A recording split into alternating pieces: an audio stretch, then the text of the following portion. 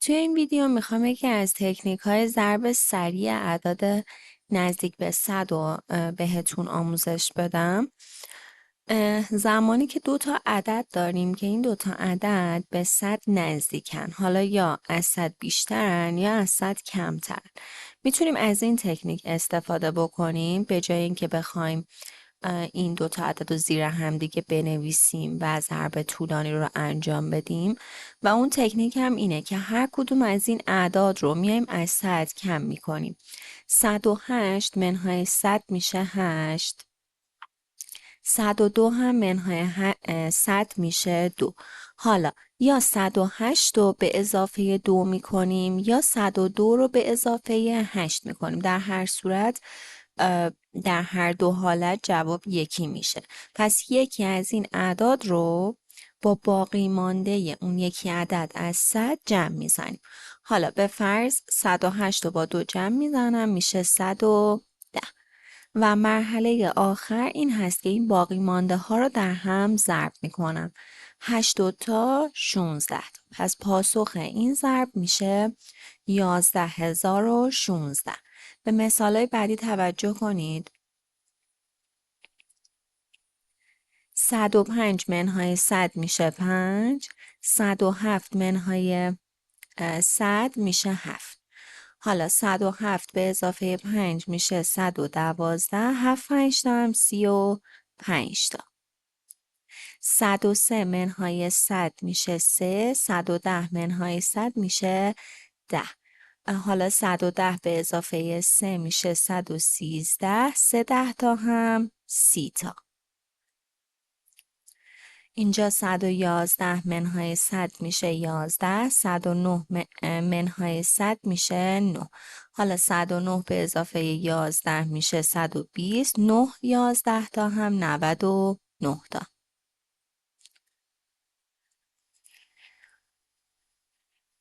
اینجا هم یعنی واسه اعدادی که کوچیکتر از 100 هستن به همین شکل عمل میکنیم. منتها حواسمون هست که این اعداد اگر از 100 کم بشن علامت منفیه. برای همین اگر بخوایم یکی از اعداد رو با باقی مانده عدد دیگه از 100 جمع بزنیم، توی اون جمع عددمون منفی داره. بنابراین یه جورایی انگار داریم ازش کم میکنیم، یعنی انگار داریم تفریق انجام میدیم. نگاه کنید، 97 منهای 100 میشه منفی 3. 94 منهای 100 میشه منفی 6. حالا 94 رو به اضافه منفی 3 بکنیم میشه 91. یه جورایی انگار میگم 94 منهای 3. و منفی 3 در منفی 6 هم چون دوتاش منفی داره میگم 3 6 تا 18. اینجا 91 منهای 100 میشه منفی 9. 98 منهای 100 میشه منفی 2. حالا 98 منهای 9 میشه 89. 2 9 تا هم 18 تا. 92 منهای 100 میشه منفی 8. 96 منهای 100 میشه منفی 4. حالا 96 منهای 8 میشه 88. 4 8 هم 32 تا. 87 منهای 100 میشه منفی 13. 93 منهای 100 میشه منفی 7. حالا 87 منهای 7 میشه 80. 7 تا 13 تا هم 3 7 تا 21. 7 1 7 تا و 2 تا 9 تا. فقط در آخر یه نکته وجود داره که من اون نکته رو باید توضیح بدم. اونم این هستش که وقتی که ما میایم باقی مانده ها رو در هم ضرب میکنیم دو رقم سمت راست رو به دست میاریم. یعنی 2 8 تا 16 تا، 7 5 تا 35 تا، منفی 3 در منفی 6 یا 3 6 تا 18 تا، 9 دو تا 18 تا. وقتی که باقی مانده ها رو ضرب میکنیم انتظار داریم که دو رقم سمت راست رو به ما بده.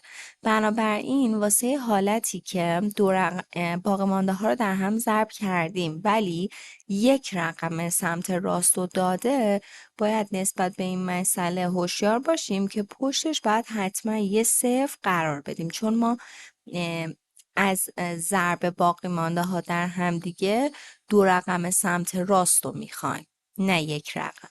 اینجا رو دقت کنید. 101 منهای 100 میشه 1، 109 منهای 100 میشه 9. حالا 101 به اضافه 9 میشه 110. 9 یکی 9 تا، ولی دو رقم سمت راست رو به من نداده. بنابراین این پشتش حتما یه صفر وجود داره، چون اگر این ور صفر رو بذارم میشه 90. پشتش صفر رو میذارم که دو رقم سمت راست و انگار حاصل ضرب این باقی مانده ها به من داده. این یه نکته‌ایه که حتما باید بهش توجه کنید توی این تکنیک.